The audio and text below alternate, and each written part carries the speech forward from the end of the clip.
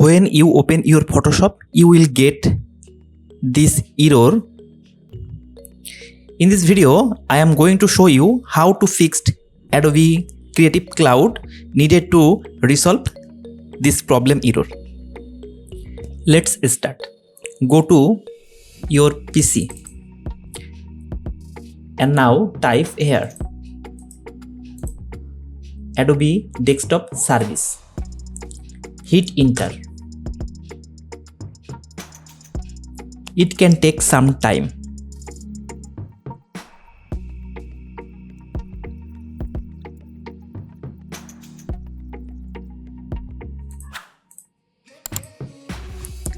When you get this software, right click and go to Properties.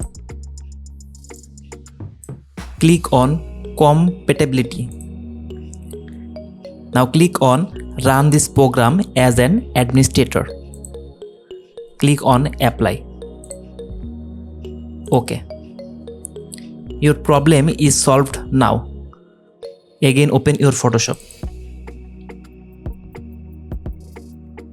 No error pop-up interface you found. Thanks for watching this video.